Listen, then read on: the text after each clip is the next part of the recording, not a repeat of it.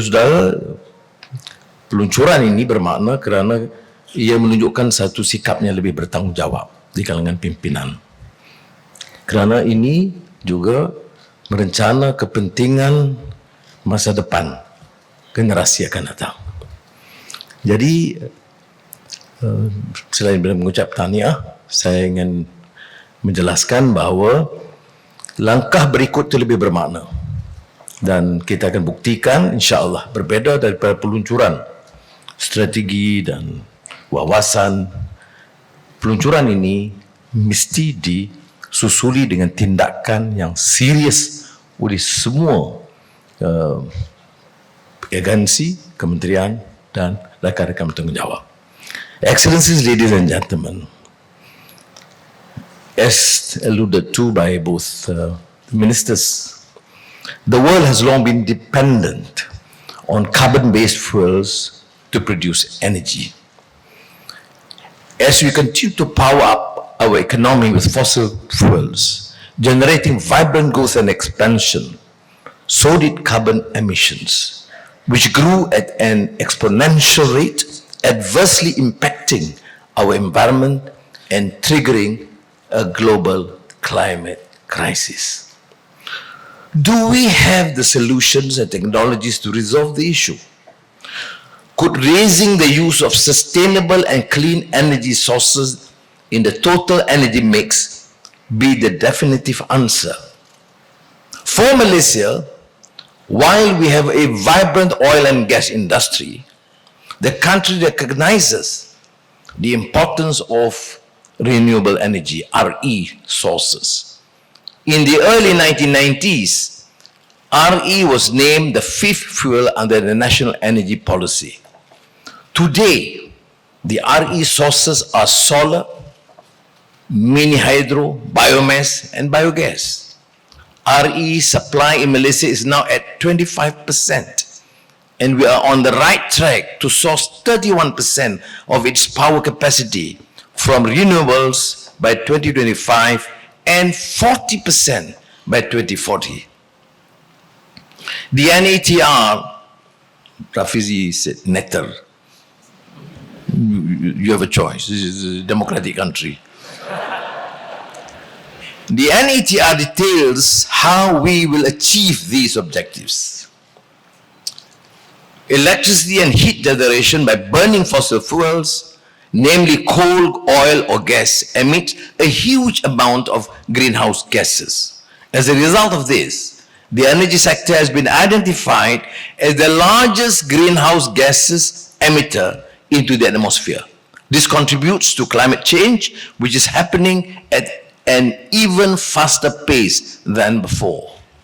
Under the Paris Agreement, countries should reduce their greenhouse gas emissions accordingly.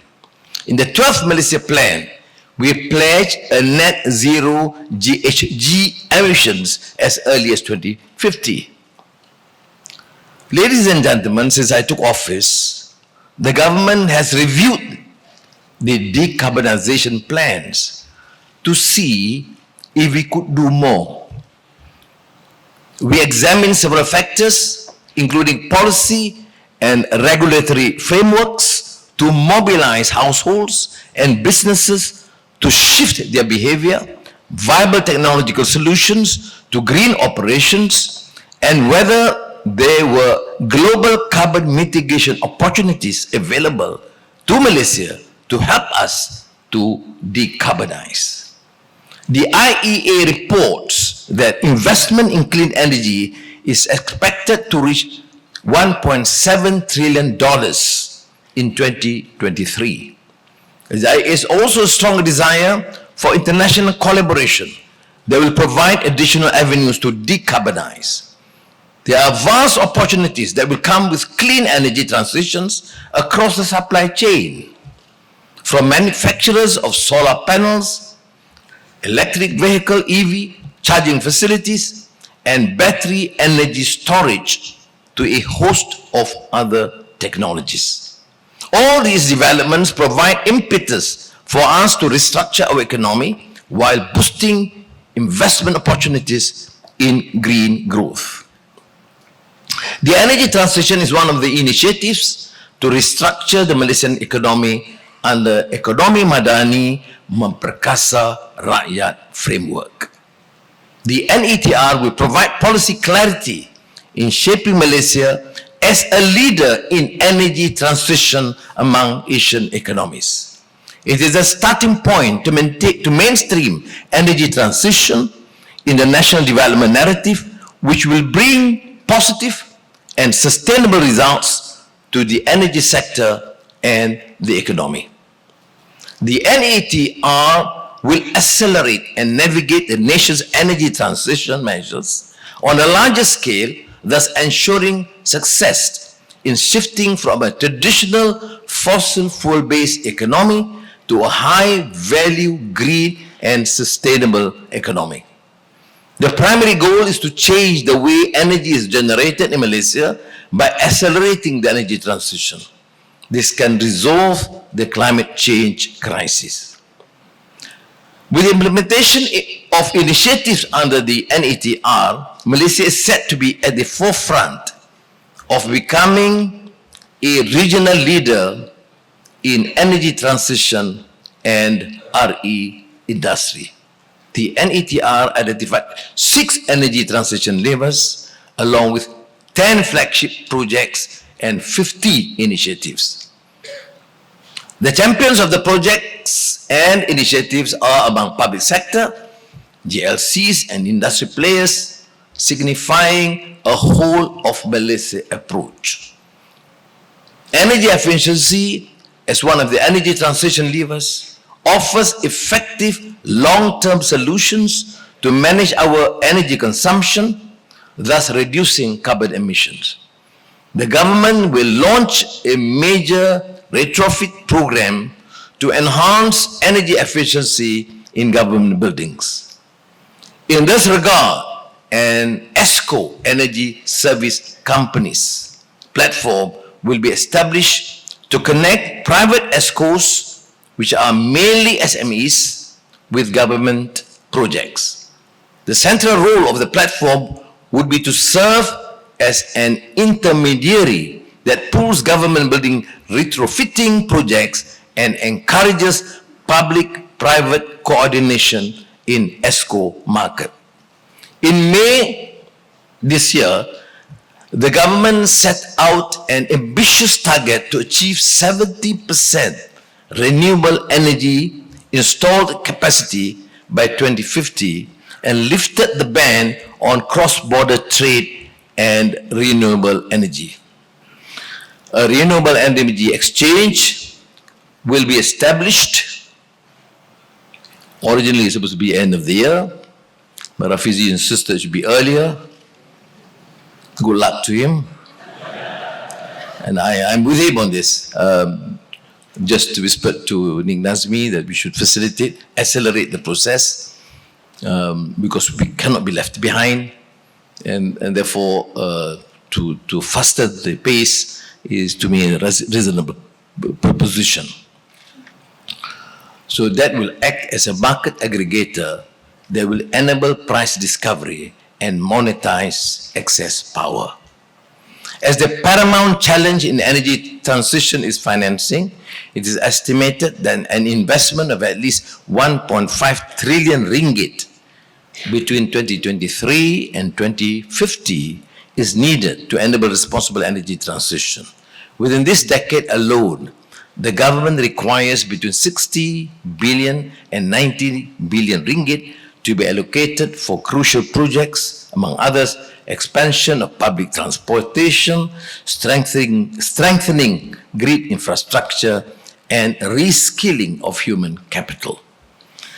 Considering Malaysia's current state of mature decarbonization technologies, our progress will significantly hinge on alternative energy sources and robust regional and international collaboration.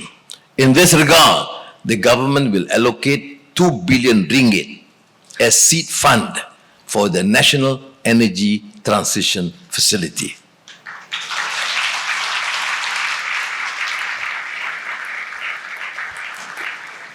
As Minister of Finance, I'm very familiar with this.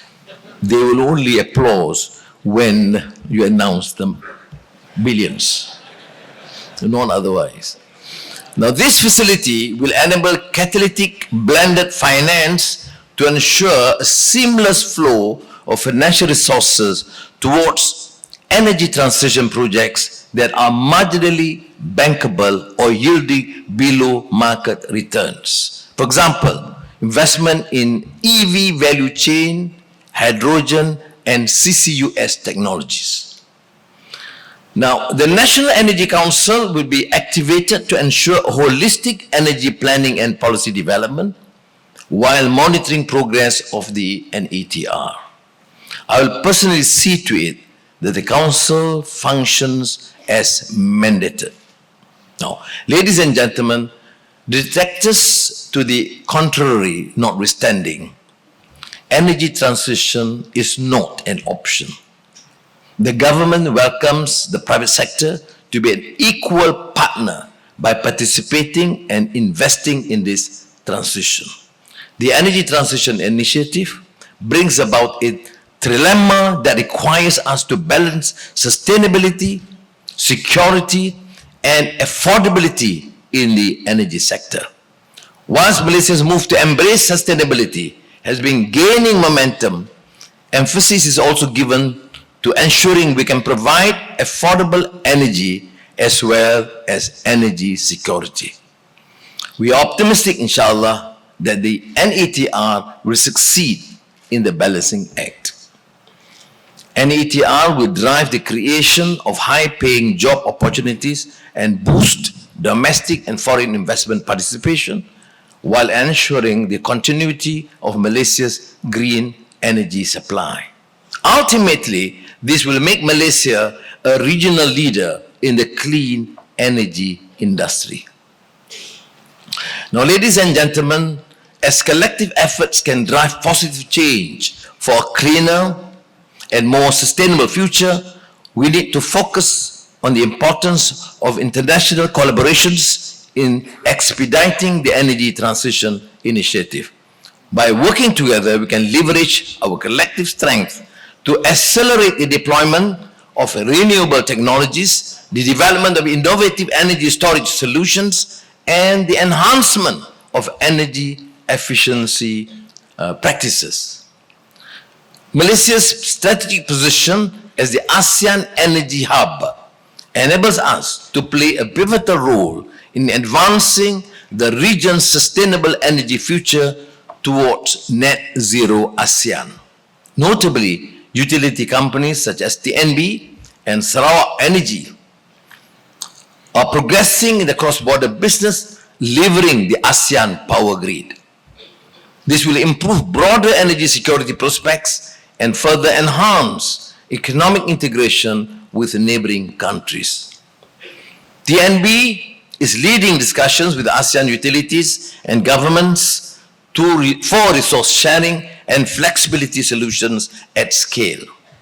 The move will accelerate the energy transition pace in a responsible manner while balancing the elements of the energy trilemma. Ladies and gentlemen, to conclude, once again I would like to congratulate TNB for hosting this inaugural Energy Transition Conference 2023.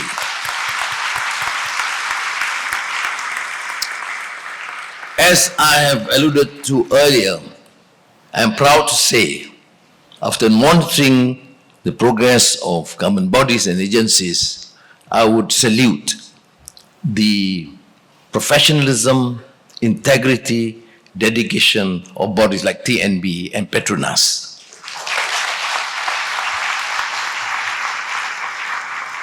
This conference will be instrumental in accelerating a responsible energy transition in both local and regional collaboration to strengthen inter-regional grid connections, in particular for the ASEAN region, towards greater energy security. With the commitment to accelerate a responsible energy transition for Malaysia, let us unite under Malaysia Madani banner to progress forward. Let's foster a future where green principles and the aspirations of net zero GHG emissions drive our endeavors. As a guiding philosophy of nationhood, the Madani framework will take us on a continuous journey to achieve a just, equitable, and humane society in pursuing the nation's development holistically and putting the needs of the people first.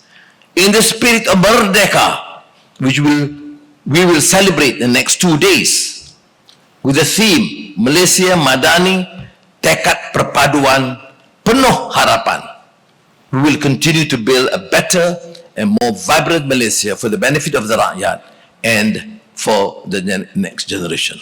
Rakan-rakan Menteri, Menteri Besar Perak dan rakan-rakan, saya ucapkan sekali lagi ribuan terima kasih dan penghargaan kepada semua yang bersama. Assalamualaikum warahmatullahi wabarakatuh.